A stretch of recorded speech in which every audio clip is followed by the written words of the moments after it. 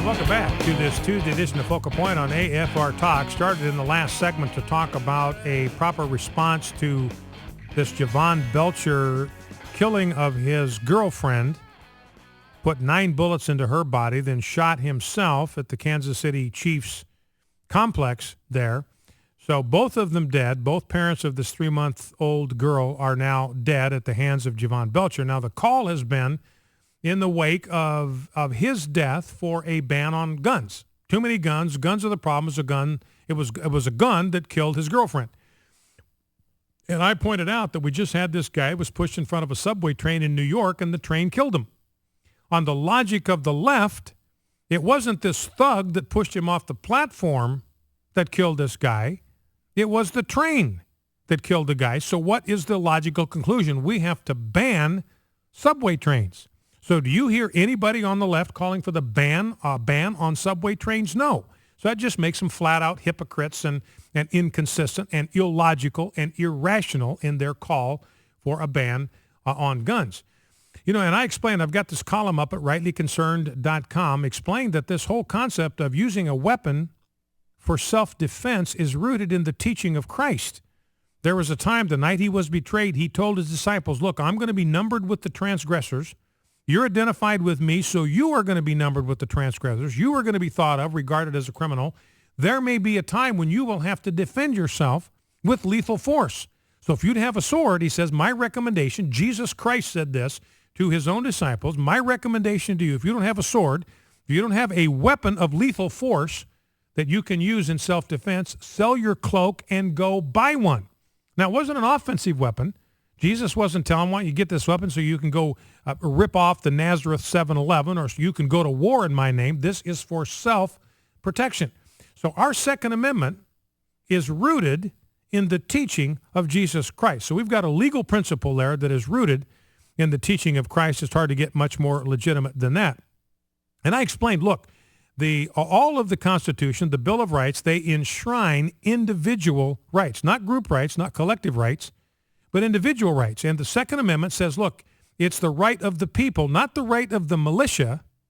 It's the right of the people to keep and bear arms. Why? So that they can form militias in order that they can defend themselves against the intrusion of an overreaching central government. They said a well-regulated militia, and by militia, I've already read the quotes to you. Richard Henry Lee, who was a framer of the Second Amendment, he said that a militia are, in fact, the people themselves. George Mason, father of the Bill of Rights. Who are the militia? They consist now of the whole people. So the idea was the whole people were to be armed, and the federal government could not take their arms away from them, could not disarm them, so that they, the whole body of the people in these individual states with a capital S, could form a militia and to protect themselves, protect their own security. Who would they need to protect it from? Well, they might need to protect it from hostile Native American tribes, the hostile Indian tribes. Remember, Thomas Jefferson, the founder, said in the Declaration of Independence that they were merciless Indian savages. Now, they weren't saying that about every Indian nation, every Indian tribe by any stretch, and nobody's saying that today. But at that time, there were hostile tribes on the frontier that were merciless Indian savages. That was a threat to their security as a free state with a capital S, the 13 states. And there was also the possibility of the overreach of the central government that they had just created. So a well-regulated militia is necessary for the security of a free state with a capital S, one of the 13 original states. Now, as I mentioned, that's something that nobody talks about. That's something nobody talks about. The whole purpose of having the people armed was that they could form a militia to protect the security of the individual state with a capital S. That's what it was all about. Well, who do they need protection from? Could be the Native American tribes. It also could be from an overreaching and tyrannical central government. They saw that what the Crown had done, a central government, tried to disarm the American people. They said, we are not going to allow the central government that we have created to do the same to us. So they wanted to make sure that the states could be protected from tyranny of a central government by the arming of the individual citizens. So it's important to understand this, that the whole purpose of the Second Amendment was to preserve the right of states to protect themselves by armed resistance, if necessary, from a tyrannical and overreaching central government. And as I mentioned, look, when people hear the word militia today, they think the National Guard. No, it wasn't the National Guard, because the militia was everybody. It was every able-bodied male was considered a part of the militia, and they would get called together then for particular purposes. Now, when we talk about people taking guns into church, it just wigs people out. It just freaks them out. And I mentioned here that my adopted home state, we've got a pretty generous concealed carry permit policy here, but it's against the law to carry concealed into a place of worship. But we've seen these shootings that have taken place in sanctuaries. We've seen them in Fort Worth. We've seen pastors shot down while they're preaching in the pulpit. We had that incident in Colorado where a guard had to take a guy out who was coming into a church building, a full sanctuary, with a gun. If there's so people that are in a worship service, they need the ability to defend themselves just like people in a restaurant or any other place on the fruited plain. So I'm hoping that the time will come when lawmakers will see their way clear to not deprive people who are worshiping God, not deprive them of their constitutional right of self-protection. If you look at it, in essence, the government, by prohibiting their ability to pack heat into church, they are depriving them of their Second Amendment right and their ability to defend themselves. But it's interesting, and this is what I want to get to. There was a time in American history where you would have been breaking the law by not packing heat to church. A lot of people don't know this, that there was a time in American history where it was against the law not to carry a weapon to church. Now, in 1631, here's a law from the colony of Virginia, quote, all men that are fitting to bear arms shall bring their pieces to church. In fact, there was a 1623 law in Virginia that said you can't travel anywhere without being armed. You had an obligation everywhere you went to be armed to the teeth. In 1639, the Newport colony passed a law that required, quote, none shall come to any public meeting without his weapon. Now, today, you try to go to a city council meeting, you try to go to a state legislature, they're going to frisk you at the door. There's no way you're getting in there.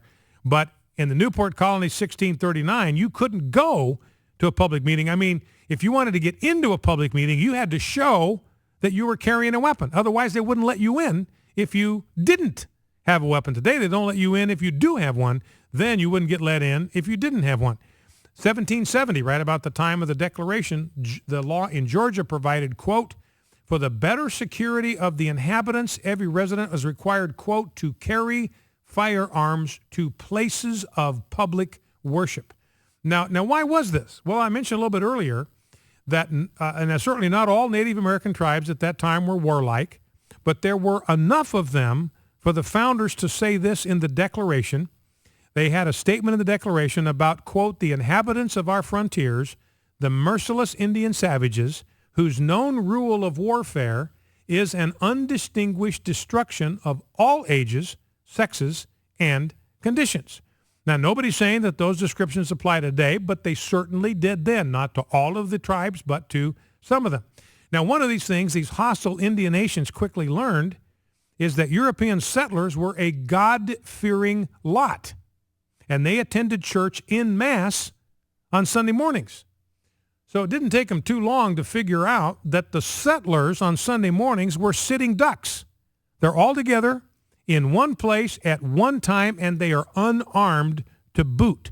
So they learned that the best time to strike the colonist was any time between 11 a.m.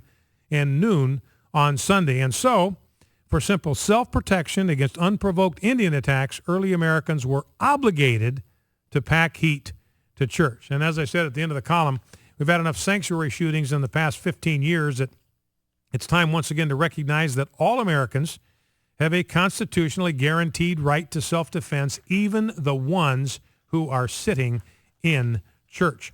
A lot of this information I got from a very, very good book by David Barton. The title of the book, it's just a short book, only 62 pages, The Second Amendment, Preserving the Inalienable Right of Individual Self-Protection. My column is up at rightlyconcerned.com. Now, if you'd like to weigh in on this whole issue of the Second Amendment, this Jovan Belcher killing, Call 888-589-8840. We will take calls on this Jovan Belcher shooting, Second Amendment, gun rights. We'll take calls on anything you want to weigh in on that theme or that subject in the next quarter hour, 888-589-8840.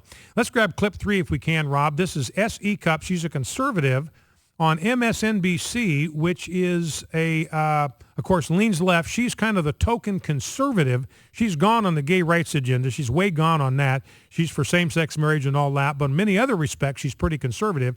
And here she makes actually a very intelligent observation about this Jovan Belcher killing. Let's listen. That anger is what we should be talking about. When we're talking about the weapons, we're not talking about domestic violence. And that does a huge disservice to the woman who is in that situation, who has done no service by Bob Costas, of all people, irresponsibly going out and telling millions of NFL viewers that they have permission to blame guns instead of the person who pulled the trigger. So we're not going to talk about the reason for domestic violence. We're not going to talk about maybe whether or not this guy had psychiatric problems. We're going to talk about the gun. And for Whitlock or Costas to give an inanimate object human capabilities, saying that handguns exacerbate our flaws, tempt us to escalate arguments, and bait us into embracing confrontation is absolutely absurd. And I think that rather than talk about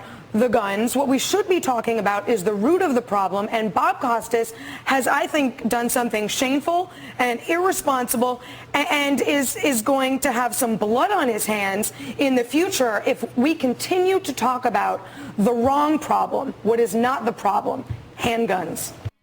So she says, and I think it makes a lot of sense, that Bob Costas did a great disservice to this woman and basically to the victim, by saying that the gun was the problem and not her boyfriend, and that Bob Costas is going to share some culpability if this trend continues. People keep blaming the gun, say the problem is the gun. It's not the shooter. It's not the guy. It's the gun. It's the gun. It's the gun. It's an inanimate object.